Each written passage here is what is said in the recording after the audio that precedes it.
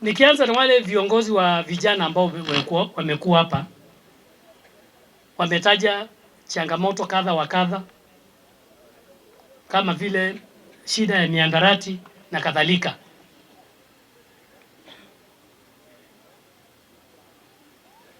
Na kushirikisha vijana katika maendeleo. Kile ningaliomba, kwa sababu jukumu moja kubwa letu kama national government officials ambao tuko nao hapa zote ni kuhakikisha vile vikwazo ambazo zinaweza kuathiri maendeleo tunapaswa kupambana nazo, ili wananchi waweze kutekeleza na kushiriki katika maendeleo katika mazingira ambayo ni safi.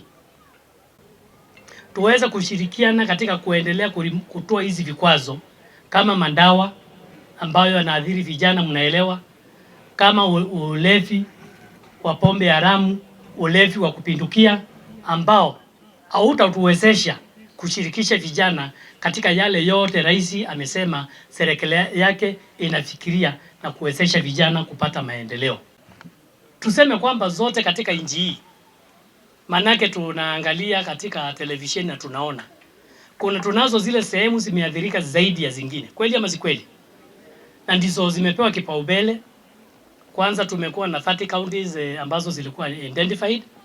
Sisi vile vile tumesukuma na tumekuwa identified. Lakini sitasema ni lini, na tumesema zile sehemu ambazo zimeathiriwa. Tukianza na hiyo South Gariama, tuko na Ginduruk among other areas za Kirinyaga County ambazo zimeathirika. Tumezitambua na ni matarajio yetu, kwa sababu tumeweza kupeana all the details that are required about the affected that tunaweza kufikiriwa.